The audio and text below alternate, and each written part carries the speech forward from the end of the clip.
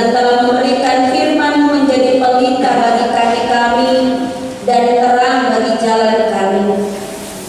Berilah oleh Roh Kudus telinga kami mendengar dan hati kami rindu benar akan firman-Mu. Berilah firman-Mu menjadi kesukaan kami, agar kami bertumbuh dalam kasih-Mu dan mengenal Engkau sebagai Tuhan dan Juru Selamat kami. Amin. Mika pasal 7 ayat 14 hingga ayat yang ke-20 oleh Lembaga Alkitab Indonesia. Bagian firman ini diberi judul Doa Minta Tindakan dan Belas Kasihan Allah. Gembalakanlah umat-Mu dengan tongkat-Mu, kami domba milik-Mu sendiri yang terpencil mendiami rimba di tengah-tengah kebun buah-buahan. Biarlah mereka makan rumput di Basan dan di Gilead seperti pada zaman dahulu kala, seperti pada waktu Engkau keluar dari Mesir. Perlihatkanlah kepada kami keajaiban-keajaiban. Biarlah bangsa-bangsa melihatnya dan merasa malu atas segala keperkasaan mereka. Biarlah mereka menutup mulutnya dengan tangan dan telinganya menjadi tuli. Biarlah mereka menjilat debu seperti ular, seperti binatang menjalar di bumi. Biarlah mereka keluar dengan gemetar dari kubunya dan datang kepada Tuhan Allah kami dengan gentar, dengan takut kepadamu. Siapakah Allah seperti Engkau yang mengampuni dosa dan yang memaafkan pelanggaran dari sisa-sisa miliknya sendiri, yang tidak bertahan dalam murkanya untuk seterusnya, melainkan berkenaan kepada kasih setia. Biarlah Ia kembali menyayangi kita, menghapuskan kesalahan-kesalahan kita, dan melemparkan segala dosa kita ke dalam tubir-tubir laut. Kiranya Engkau menunjukkan setia-Mu kepada Yakub dan kasih-Mu kepada Abraham, seperti yang telah Kau janjikan dengan bersumpah kepada nenek moyang kami sejak zaman purbakala. Demikian firman Tuhan untuk kita di saat ini. Bapak Ibu jemaat yang Tuhan Yesus Kristus kasihi, Shalom. Kalau minggu lalu ada yang masuk pada berarti hari ini kita ketemu lagi. Karena minggu lalu saya sempat minggu di sini jam 6 pagi, dan hari ini saya kembali ada di sini. Saya percaya bahwa ini semua karena Tuhan. Jemaat yang Tuhan Yesus Kristus kasihi, dari bagian firman Tuhan yang kita baca saat ini, kita akan merenungkannya dengan tema yang diturunkan oleh tim penata layanan GKI Simoni di Tanah Papua, yaitu belas kasih Allah. Sekali lagi tema kita belas kasih Allah. Jemaat yang Tuhan Yesus Kristus kasihi, untuk memahami mengapa Nabi Mika menaikkan doa minta tindakan dan belas kasihan Allah, maka sebaiknya kita membaca mulai dari pasal 1, ya, atau paling tidak kita membaca dari pasal 7 bagian yang kita baca hari ini, mulai dari ayat 1 sampai ayat 6 sekurang-kurangnya, dengan tema yang berbunyi kemerosotan akhlak Israel. Nah, kita tahu ada persoalan besar yang terjadi dalam kehidupan umat Tuhan. Syukurlah bahwa bangsa Israel menyadari keadaan yang menyedihkan ini dan mengisi kebobrokan mereka dengan berkata celakalah. Nah, tetapi bagaimana menangani keadaan yang buruk ini? Apa yang harus dilakukan selanjutnya untuk mengubah kebobrokan itu? Karena itu dalam pasal 7 ayat 7 sampai 13, Nabi Mika menunjukkan bahwa umat Tuhan yang sejati pasti masih memiliki pengharapan yang baru, yaitu pengharapan akan keadilan bagi Yerusalem. Nah, hal ini nyata dalam perkataan di awal di ayat 7 ini, tetapi aku ini akan menunggu Tuhan. Nah, Bapak Ibu jemaat yang Tuhan Yesus Kristus kasihi, Sebagai orang percaya, sebagai umat Tuhan, kita harus mengakui dengan jujur bahwa kalau kita masih ada dan hidup sampai saat ini, itu karena belas kasihan Tuhan. Amin. Kalau kita masih hidup sampai saat ini dengan menikmati nafas hidup, menikmati berkat-berkat yang selalu kita rasakan, kita nikmati dalam hidup ini, itu karena belas kasihan Allah.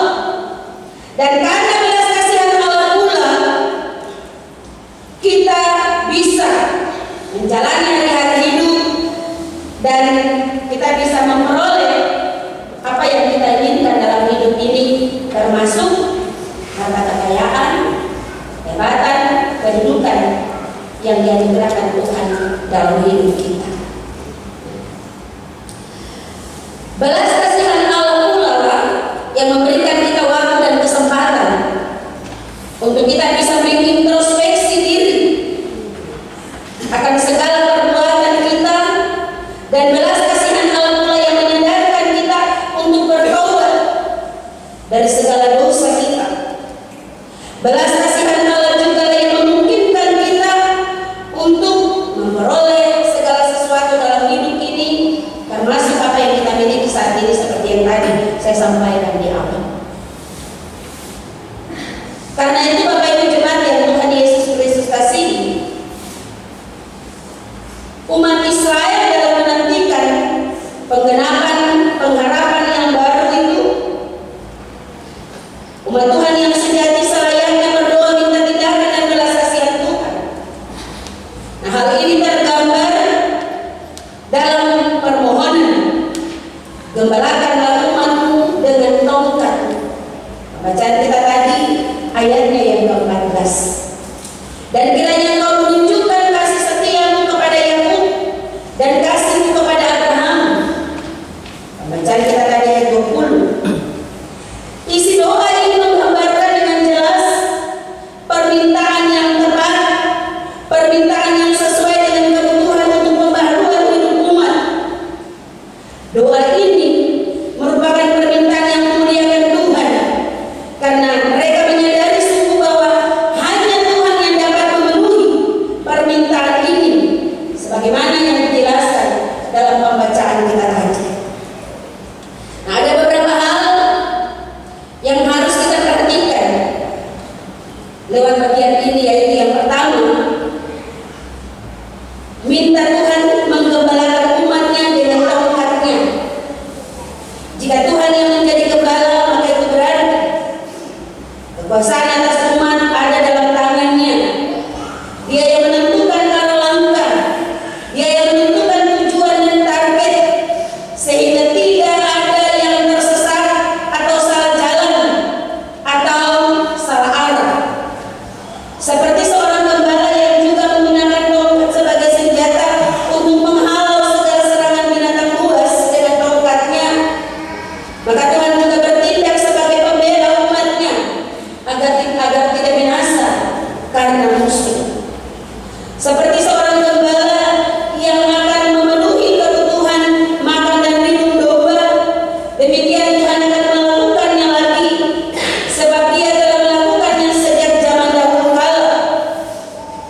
Seperti domba yang makan di rumput di basan, di Gilead, demikian Tuhan menjamin kesejahteraan umatnya. Tuhan tidak akan membiarkan umatnya hidup dalam kondisi rawan pangan karena salah tempat, seperti domba dalam rimba dan kebun buah-buahan. Jika Tuhan menjadi gembalaku, tak akan kekurangan aku. Hal yang kedua, minta Tuhan memimpin dengan perbuatan-perbuatannya yang ajaib, yang bisa kita lihat dalam pembacaan kita tadi ayat 15 hingga ayat 17, agar semua lawan bukan cuma dikalahkan, melainkan semua lawan datang kepada Tuhan dengan takut dan gentar. Dengan mengingat apa yang dilakukan Tuhan waktu menuntun umat Israel keluar dari tanah Mesir,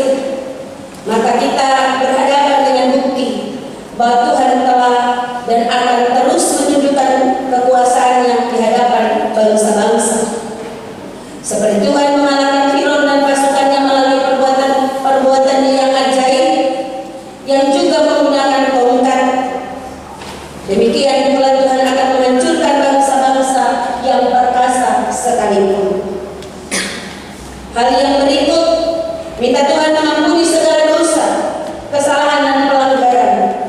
Mengapa? Karena tidak ada yang lain selain Tuhan yang bisa memaafkan pelanggaran, yang bisa menghapus kesalahan serta memberikan pengampunan dosa bagi kita. Karena jika Tuhan tidak berbelas kasihan dan tidak memberi pengampunan, maka janji-janji Tuhan kepada nenek moyang Israel tidak terhalang untuk menjadi nyata. Bapak Ibu jemaat yang Tuhan Yesus Kristus kasihi, kalau kita masih mengingat renungan kita di minggu kemarin yang mengajak kita untuk terus melakukan pembaharuan dalam hidup ini yang dimulai dari tengah-tengah kehidupan keluarga.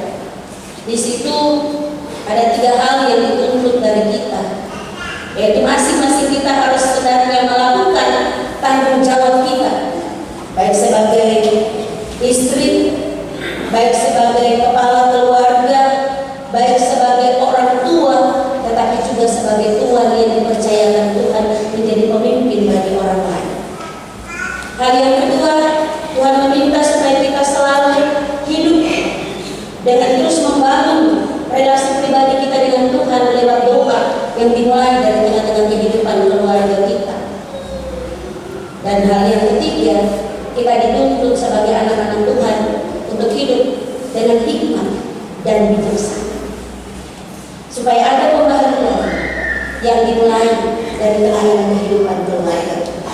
Nah, itu berarti bahwa kalau kita bisa melakukan semuanya itu, kalau kita bisa hidup dengan melakukan apa yang diperintahkan Tuhan bagi kita, maka pembaharuan itu akan terjadi di tengah-tengah kehidupan keluarga, tetapi juga akan berdampak bagi kehidupan orang lain yang ada di sekeliling kita. Nah, karena itu bagian firman Tuhan yang kita baca hari ini, kita juga hendak belajar bagaimana supaya kita bisa hidup mengalami belas kasihan Allah terus-menerus dalam kehidupan kita. Bagaimana supaya kita hidup dengan bisa menikmati berkat-berkat Tuhan atas bagian dari belas kasihan Allah bagi kita sebagai anak-anak Tuhan. Maka ada 3 hal yang penting yang harus kita lihat, kita perhatikan lewat bagian ini, yaitu yang pertama, mohon belas kasihan Tuhan lewat doa. Nah, itu berarti kalau kita mau mengalami belas kasihan Allah, maka kita harus berdoa. Kita harus meminta kepada Tuhan lewat doa supaya Tuhan Allah terus memberikan belas kasihan Allah kepada kita seperti yang dilakukan oleh Nabi Mika dalam pembacaan kita di saat ini.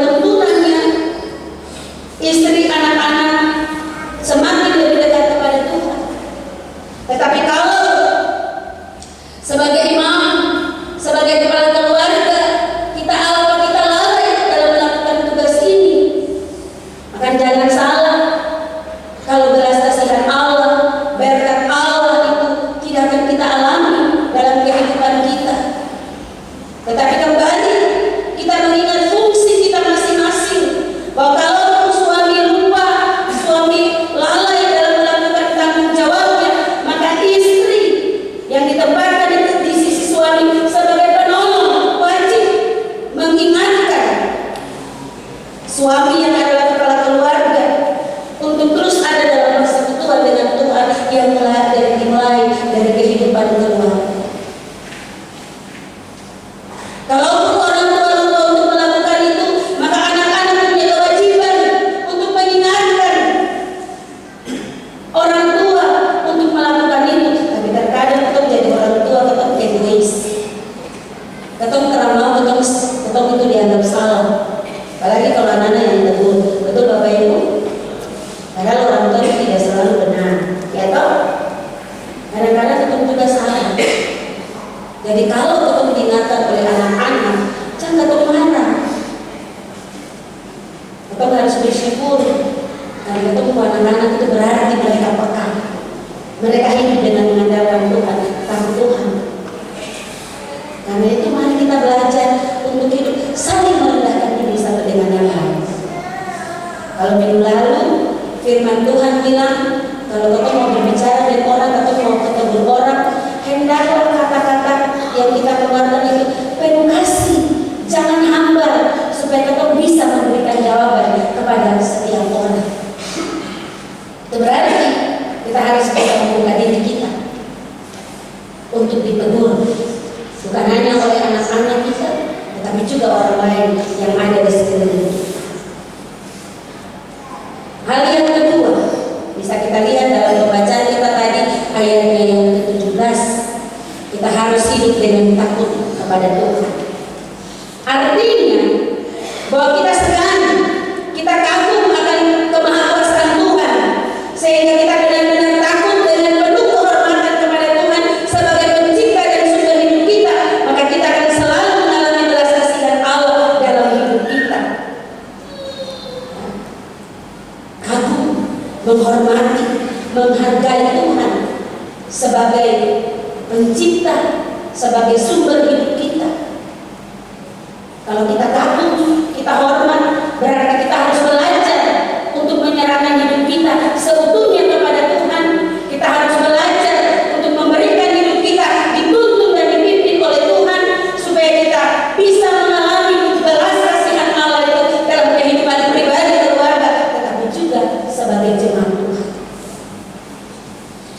Dan hal yang ketiga bisa kita lihat dalam pembacaan kita tadi, ayat 18 hingga ayatnya yang ke-19 yang berkata, siapakah Allah seperti Engkau yang mengampuni dosa dan yang memaafkan pelanggaran dari sisa-sisa miliknya sendiri, dan tidak bertahan dalam murkanya untuk seterusnya, melainkan berkenan kepada kasih setia. Biarlah Ia kembali menyayangi kita, menghapuskan kesalahan-kesalahan kita, dan melemparkan segala dosa kita ke dalam tubing-tubing laut. Ini doa, ini harapan, ini kerinduan yang disampaikan oleh Nabi Mika, tetapi juga hendaknya menjadi doa dan harapan kita sebagai anak-anak Tuhan. Ya. Bagian ini mengingatkan kepada kita, supaya kalau selama ini kita masih hidup menurut kehendak kita sendiri, maka kita harus bertobat dari segala dosa dan kesalahan kita, supaya kita hidup berkenan kepada Tuhan. Karena apa Bapak Ibu jemaat?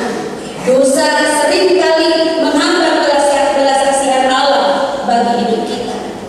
Dosa seringkali menghambat berkat-berkat yang telah Tuhan sediakan bagi hidup kita, bagi kehidupan Bapak Ibu saudara dan saya.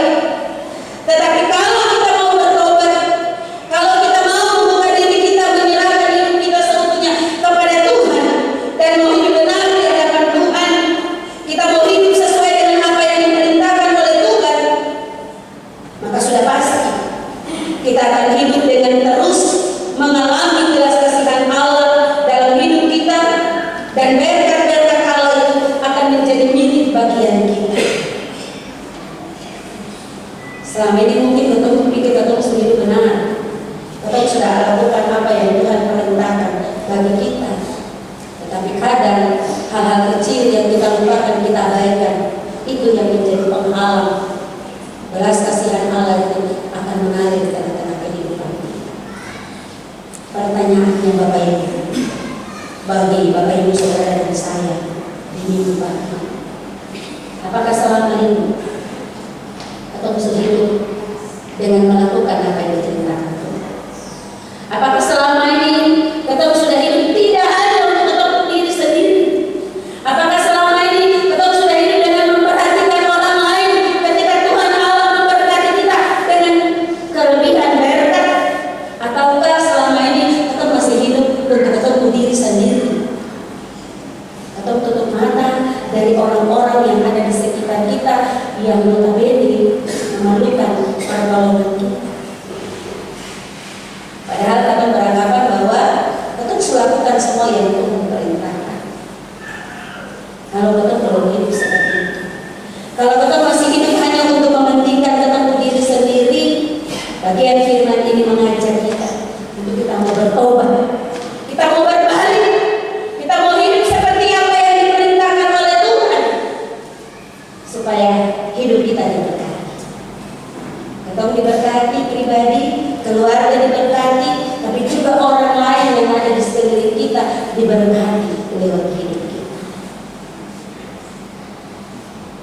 Bapak Ibu jemaat yang Tuhan Yesus Kristus kasih, dari bagian firman Tuhan yang kita baca hari ini, kita mendapat penegasan bahwa tindakan dan belas kasihan Tuhan bagi setiap orang yang berharap padanya akan menyebabkan pembaharuan dalam hidup kita, baik jasmani maupun rohani.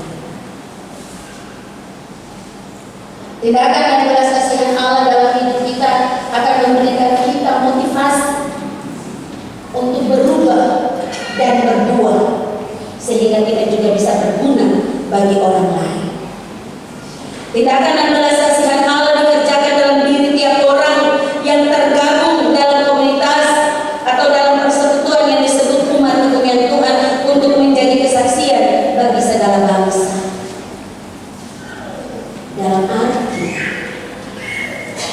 sebagai anak-anak Tuhan, kita dituntut, kita diminta supaya kita bisa menjadi surat-surat Kristus yang terbuka, yang siap dibaca oleh semua orang. Siapa saja, baik itu orang-orang yang hidup di dalam Tuhan, tetapi juga mereka yang masih hidup di luar Tuhan yang tidak mengenal Tuhan. Kita harus siap menjadi surat-surat Kristus yang terbuka. Lalu kalau kita telah bertobat, kita tidak membuat pembaharuan dalam kita punya hidup, dalam kita punya diri pribadi, bagaimana kita bisa menjadi surat Kristus yang terbuka? Karena itu, mari kita belajar untuk berubah supaya kita bisa berbuah, dan ketemu buah itu tetap bisa dinikmati, bisa dinikmati oleh setiap orang, semua orang yang ada di sekeliling kita. Tindakan dan belas kasihan Tuhan dilakukannya menurut kuasa dan kesetiaannya, bukan oleh jasa manusia. Jadi kalau kita mau berubah, kalau kita mau hidup sesuai dengan kehendak Tuhan, bukan hanya untuk menyenangkan hati Tuhan atau untuk menyogok Tuhan, tetapi hendaknya itu memang benar-benar timbul dari kesadaran hati kita bahwa seperti firman Tuhan minggu lalu, segala sesuatu yang kita perbuat hendaklah kita perbuat dengan segenap hati seperti untuk Tuhan dan bukan untuk manusia. Amin. Tindakan dan belas kasihan Allah adalah untuk membaharui hidup kita, bukan sebatas hidup di dunia ini sekarang ini, tapi pembaharuan yang dikerjakan Tuhan sebagai gembala kita adalah untuk hidup di Yerusalem baru, dan itu nyata dalam seluruh karya Yesus Kristus Tuhan kita. Di dalam Yesus segala dosa ditebus dan segala janji Allah Bapa menjadi kepunyaan orang percaya yang menanti-nantikan. Kalau kita mau supaya kita menikmati kehidupan bersama Tuhan di Yerusalem baru, menghadapi kehidupan kekal sesuai janji Tuhan dalam Yohanes 3 ayat 16 yang tadi kita sebutkan sebagai petunjuk hidup baru bagi kita itu, maka kita harus, dan sebagai berkat juga bagi kita, maka kita harus berubah, kita harus bertobat, kita harus meninggalkan segala kehidupan kita yang lama, kita menjadi manusia baru yang mau hidupnya dituntun, dipimpin dipimpin oleh Tuhan, bukan hidup menurut kehendak kita sendiri. Karena itu, Bapak Ibu jemaat yang Tuhan Yesus Kristus kasihi, marilah kita berdoa agar kiranya Tuhan Yesus, Gembala yang baik, tetap bertindak dalam belas kasihan-Nya untuk selalu mengamankan dan membaharui kita, agar kita tidak terjebak dalam kemerosotan moral dunia ini. Ya, kalau kita mau hidup kita dipimpin, dituntun oleh Tuhan, maka benar-benar kita harus berubah. Ya, kita memberikan hidup kita sepenuhnya dituntun oleh Tuhan, supaya hidup kita terus diberkati oleh Tuhan. Kita akan senantiasa mengalami kehidupan yang diberkati Tuhan dari hari ke hari. Tuhan memberkati dengan firman. Amin.